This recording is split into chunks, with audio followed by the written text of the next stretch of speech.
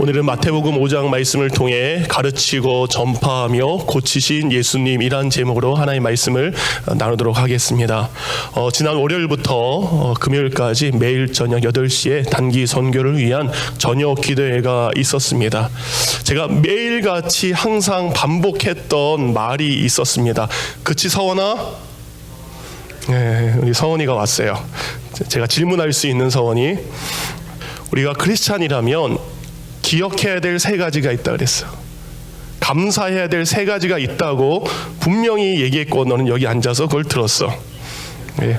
우리가 그리스도인이라면 우리가 기억해야 될 3가지가 있습니다. 그리고 그것으로 인해 감사해야 될 3가지가 있습니다. 서원아, 첫 번째, 누구를 위해? 너? 나를 위해. 예수님이 나를 위해 오셨습니다. 여러분, 그것을 잊지 마시기 바랍니다.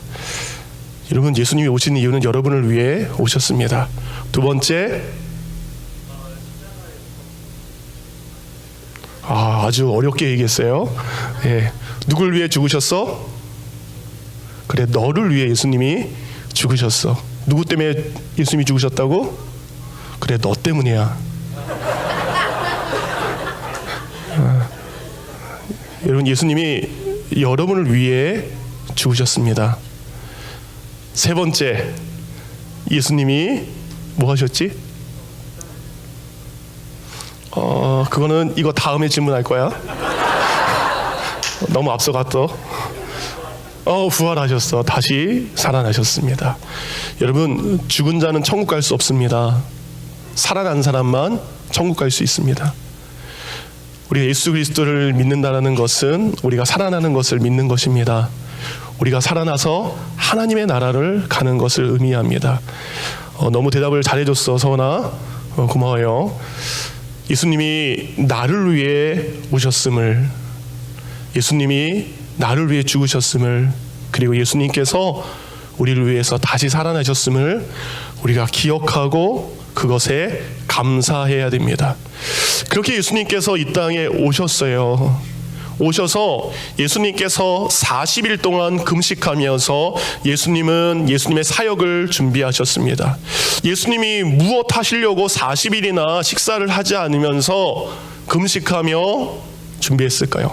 예수님이 이 땅에서 하신 3가지의 사역이 무엇일까? 빅데니엘, 저희 교회에는 다니엘이 2명이 있기 때문에 빅데니엘 손들어.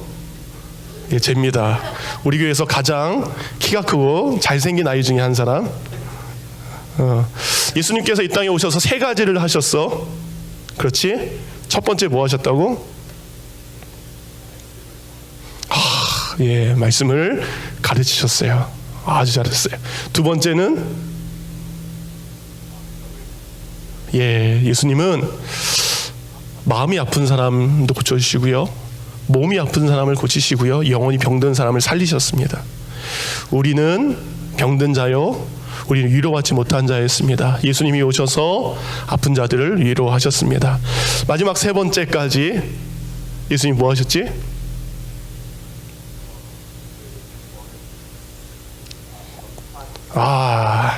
시력이 좋습니다. 예수님은 전도하셨습니다. 하나님의 나라를 선포하셨습니다. 예수님이 나를 위해서 오셨습니다. 죽으셨습니다. 부활하셨습니다. 예수님이 나에게 말씀을 주셨습니다. 나의 병을 고쳐주셨습니다. 나에게 하나님의 나라의 백성이 되게 하셨습니다. 여러분, 이것이 복음입니다. 교회 가면 늘 복음 이러잖아요. 가스펠, 굿뉴스가 바로 이것입니다. 이것에 대해 사도 바울이 고린도전서 15장 1절에 이렇게 분명히 얘기합니다. 내가 너희에게 전한 복음을 너희에게 알게 하노니. 우리가 믿는 자라면 우리가 알아야 될 복음입니다. 우리가 알아야 될 복음은 무엇인가? 고린도전서 15장 4절 말씀은 이렇게 말씀하고 있습니다. 이는 성경대로 그리스도께서 우리 죄를 위하여 죽으시고 장사 지낸 바 되셨다가 성경대로 사흘 만에 다시 살아나사. 복음은 예수님이 말씀대로 나를 위해 죽으셨고 예수님이 말씀대로 나를 위해서 다시 살아나신 것, 이것이 복음입니다. 예수님이 이 일을 위해 오셨습니다. 그러기에 우리 단기 선교팀 이들이 선교지에 가서 해야 될 것이 무엇입니까? 바로 그거 하러 가는 겁니다. 예수님이 말씀 전하신 것처럼 말씀 전하기 위해서, 예수님이 아픈 자들을 위로하시고 치료하시고 그들의 친구가 되어주셨던 것처럼, 예수님이 천국 백성 되게 해달라고 이 땅에 오셔서 말씀 전하신 것처럼 우리 선교팀은 그 일을 감당해야 되는데, 이 일은 선교팀만의 일일까요? 아닙니다. 믿는 자들 모두가 해야 될 사명입니다. 예수님은요, 누구에게나 어디에게나 하나님의 말씀을 전하셨는데요, 때로는 환영받기도 했습니다. 그러나 예수님을 환영하지 못하는 곳도 있었습니다. 환영을 받던 환영을 받지 못했던 예수님은 복음을 전하셨습니다. 예수님은 산에서도 복음을 전하셨고, 배 위에 타셔서도 복음을 전하셨고, 식사하시면서도 복음을 전하셨고, 돌아가시기 전날 밤에도 우리에게 말씀을 전하셨습니다. 제가 이번 주에 계속적으로 제 머리를 떠나지 않는 몇 가지의 단어가 있었습니다. 어느 목사님을 통해서 우연히 들은 이 단어, 그것을 계속 묵상하면서 진짜 그리스도인의 삶이 무엇일까, 진짜 크리스찬의 삶이 무엇일까 고민을 하게 되었습니다. 이 단어는요, 둘이 비슷합니다. 비슷하지만 너무나 다른 의미를 가진 두 가지의 단어이죠. 금요일 날도 잠깐 말씀을 드렸습니다. 내가 진짜 그리스도인으로서 어떻게 살 것인가, 내가 평안하게 살 것인가, 내가 편안하게 살 것인가. 여러분은 평안의 삶을 살길 원하십니까? 아니면 편안한 삶을 살고 싶으십니까? 예수님께서는 우리를 편안하게 하기 위해서 이 땅에 오지 않으셨습니다. 예수님은 우리에게 평안을 주기 위해서 이 땅에 오셨죠. 그래서 요한복음 14장 27절에 보면 평안을 너희에게 끼치노라, 곧 나의 평안을 너희에게 주노라. 내가 너희에게 주는 것은 세상이 주는 것과 어때요? 같지 않다라는 말씀을 하십니다. 곧 예수님께서는 이 땅에 오셔서 하나님의 말씀을 우리에게 주십니다. 그리고 그 하나님의 말씀을 통해서 우리로 하여금 평안의 삶을 살게 하십니다. 여러분, 사탄은 반대예요. 사탄은 이 세상을 통해서 우리에게 전하는 메시지가 있습니다. 어떻게 살아라? 편안하게 살아라. 사탄은 그 편안으로 우리를 속입니다. 사탄은 세상이 주는 편안한 삶을 살면 평안이 내게 올 것이다.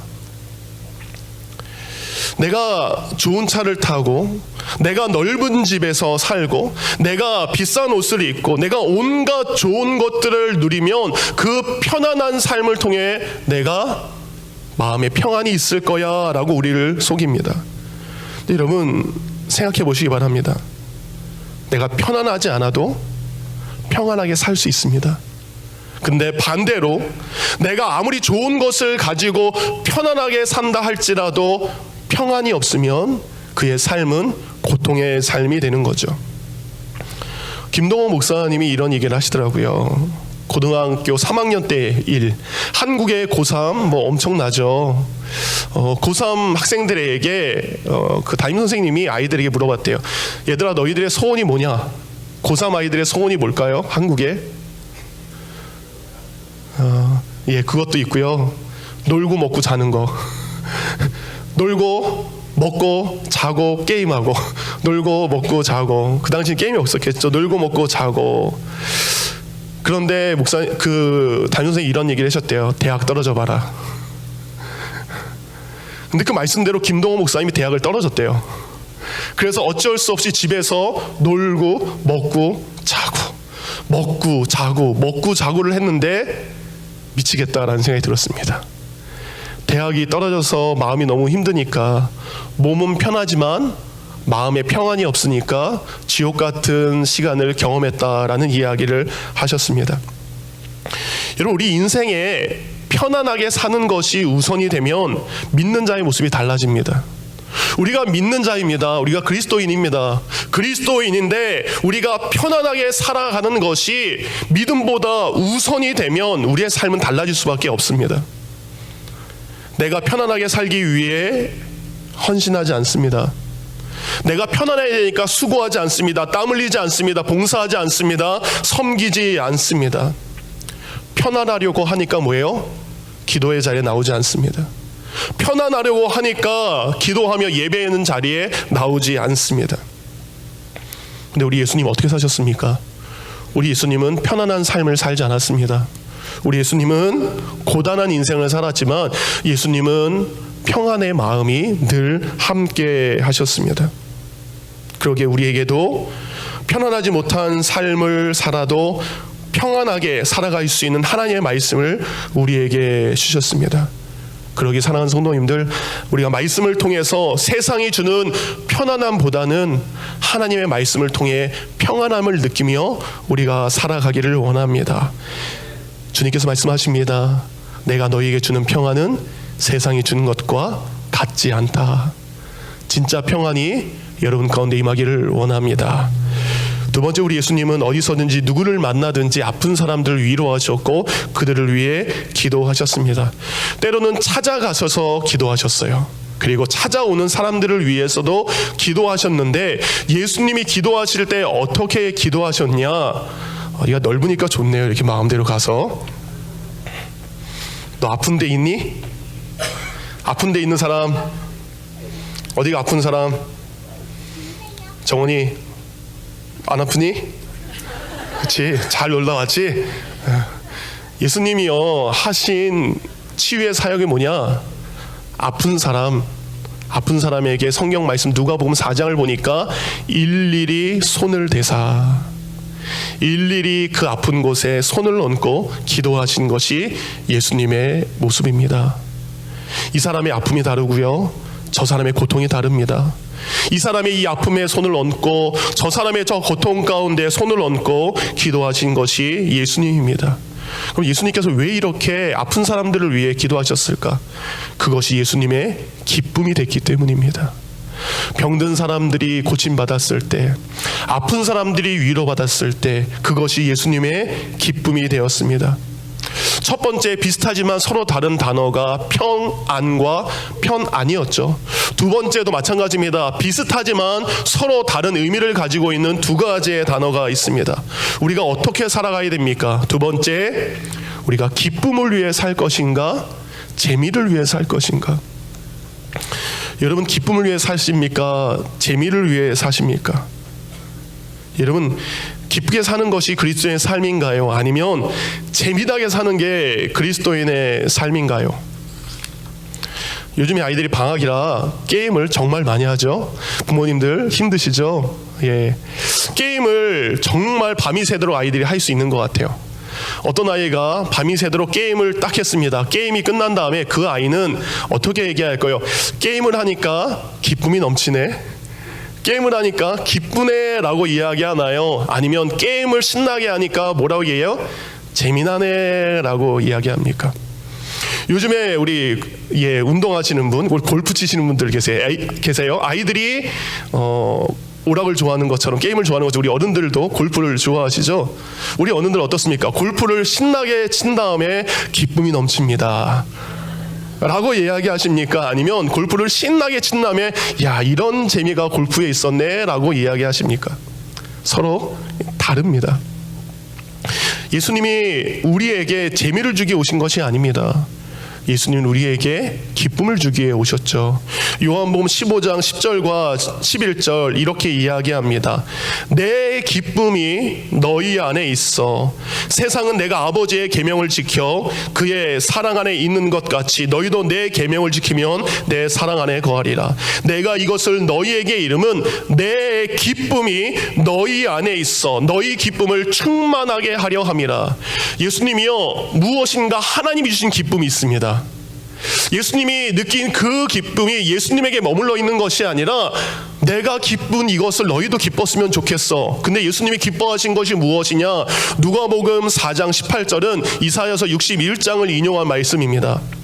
주의 성령이 내게 임하였으니 이는 가난한 자에게 복음을 전하게 하시려고 내게 기름을 부으시고 나를 보내사 포로된 자에게 자유를, 눈먼 자에게 다시 보게 함을 전파하며 눌린 자를 자유롭게 하고 주의 은혜의 해를 전파하게 하려 함이라. 여러분, 재미있습니다. 재미있는 것도 중요합니다. 근데 재미있는 것은 그것으로 끝나는 겁니다. 근데 기쁨이라는 것은 지속되는 것입니다. 예수님은요, 몸이 아픈 사람과 마음이 아픈 사람과 영혼이 죽고 병드는 사람, 그들이 살아나는 것을 보는 것, 그들이 살아나도록 그들을 섬기는 것, 그들에게 나아가서 일일이 아픈 곳에 손을 얹고 기도하는 것, 이것이 진정한 기쁨이었기에 그 기쁨을 나만 누리지 말고 너희도 세상 가운데 가서 너희도 이 기쁨을 누리는 자들이 되어라. 여러분 때문에 아픈 사람이 고침받는다면, 여러분이 전한 예수 그리스도의 복음 때문에 어둠 가운데, 걱정 가운데, 두려움 가운데 있는 사람이 죄의 사슬에서 해방된다면 그것보다 더 큰 기쁨이 어디 있겠습니까? 나를 위한 재미난 삶보다 다른 사람을 살릴 수 있는 기쁨의 삶이 저와 여러분 가운데 있기를 원합니다. 마지막 세 번째는 예수님은 하나님의 나라를 전하셨죠. 전도하시고 선교하셨습니다. 예수님이 친히 말씀하셨어요. 내가 이 일을 위해 왔노라.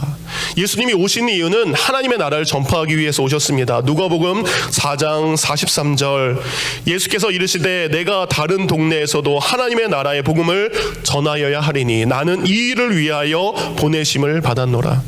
하나님이 보내신 이유, 예수님이 그 보내심에 순종해서 이 땅에 오신 이유, 하나님의 나라를 전파, 곧 전도하기 위해서. 그래서 예수님이 오셔서 가장 먼저 말씀하신 것이 마태복음 4장 17절이죠. 회개하라, 천국이 가까이 왔느니라. 회개하라, 하나님의 나라가 가까이 왔느니라. 천국은 하나님의 나라죠. 여러분, 하나님께서 이 땅에 우리에게 주실 그 하나님의 나라, 그리고 저곳에 완성되고 있는 그 하나님의 나라는 어떤 곳일까요? 하나님의 나라를요, 한 단어로 표현하면 무엇일까요? 천국, 하나님의 나라, 한 단어로 무엇으로 표현할 수 있을까요? 그것은 바로 사랑입니다. 하나님의 사랑이 있는 곳이 천국입니다. 이웃사랑이 완성되는 곳이 천국입니다. 그러기에 하나님은 우리에게 예수님을 통해 하나님을 사랑하고 이웃을 사랑하는 천국의 삶을 살기를 원해주셨습니다. 마지막으로 비슷하지만 서로 다른 단어의 의미 또 다르게 소개합니다. 첫 번째는 뭐였죠?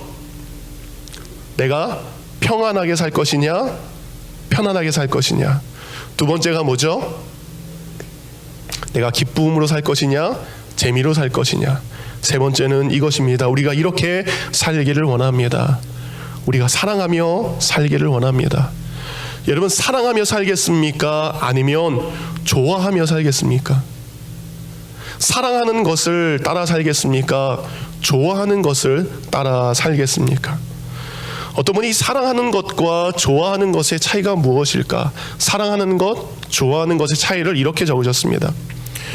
좋아한다는 것은 그 사람으로 인해 내가 행복해졌으면 하는 것이고, 사랑한다는 것은 그 사람이 나로 인해 행복해지는 것을 말합니다.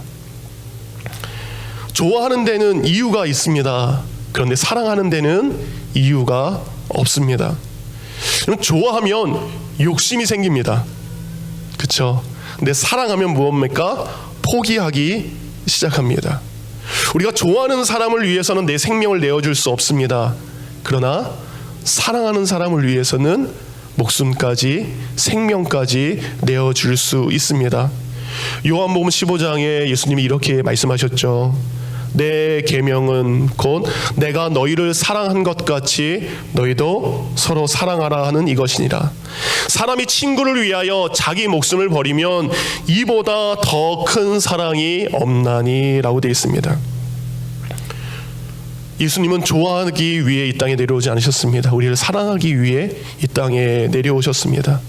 우리가 서로를 좋아하는 것에 그치는 것이 아니라 좋아하는 것을 넘어서 사랑하는 삶을 우리가 살아가기를 원합니다. 선교팀이 이제 내일 출발합니다. 선교팀은 말씀을 가르침을 통해 한국에 있는 우리 아이들에게, 그리고 한국에 있는 우리 자녀들에게, 그리스도의 복음을 전하길 원합니다.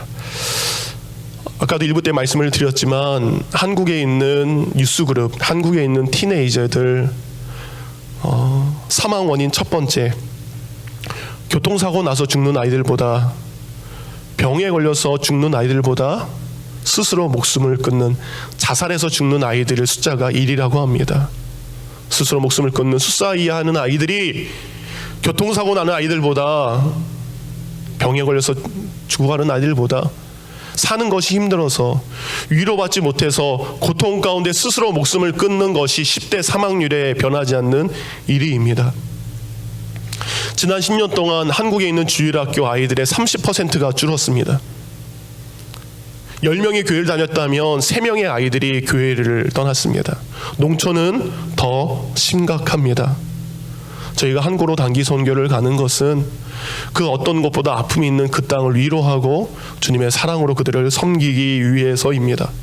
저희가 3군데의 교회를 갑니다. 첫 번째 교회는 논산의 토마토 교회입니다. 토마토 교회, 그 교회는 어린이 성경 통독을 하는 교회입니다. 교회 옆에다가 작은 먹고 자고 할 수 있는 수련 시설을 만들어서요, 전국에 있는 아이들을 초청합니다. 그리고 아이들을 섬기면서 성경을 창세기부터 요한계시록까지, 아니면 마태복음부터 요한계시록까지 통독하면서 아이들을 섬기는 사역을 하는 것이 토마토 교회입니다. 작지만 아이들을 위해서 캠프를 하고 아이들을 섬기는 그 토마토 교회에 가서 저희가 영어 성경학교를 하죠. 두 번째로 가는 교회가 제주도 온누리 교회입니다. 한국 땅 가운데 복음화율, 곧 믿는 사람이 가장 적은 땅이 제주도입니다. 믿음에 척박하고 믿는 사람이 없고 오히려 관광지이기 때문에 놀러 다니고 그것을 통해서 믿는 사람들이 없는 그곳에, 그 교회는 지난 오랜 기간 동안 믿음에 많은 사람들을 배출한 교회입니다. 그 교회를 통해서 많은 목회자들이 나왔던 교회입니다. 그곳에 가서 다시 한번 그곳에 믿음의 사람들을 세우기를 원합니다. 교회가 이전한 지 얼마 안 돼서 동네 사람들이 모른대요. 교회가 저 귤밭 한가운데 들어가 있어요. 그들에 가서 그 교회의 믿음의 좋은 소문 날 수 있도록 섬기고 오겠습니다. 춘천의 샘밭교회 마지막으로 갑니다. 6.25 전쟁 일어났을 때, 모든 전쟁이 끝난 다음에 미군 군인 목사님이 그들에게 희망의 텐트를 선물합니다. 이 텐트에서 예배 드리십시오. 이 텐트에서 기도하십시오. 이 천막에서 하나님을 찾으십시오. 바로 그때 세워진 교회가 저희가 마지막으로 가는 춘천 샘밭교회입니다. 미군 군인 목사님이 남겨준 그 천막교회가 지금까지 믿음의 자리를 지켜가며 농촌교회에서 귀한 사역을 감당하고 있습니다. 이 세 교회를 저희가 잘 섬기고 예수님의 마음으로 말씀을 가르치고 천국을 증거하고 아픈 이들을 위로하고 돌아올 수 있는 귀한 사명을 잘 감당할 수 있도록 여러분들 이곳에서 함께 기도로 동역해 주시기를 주님의 이름으로 축원합니다.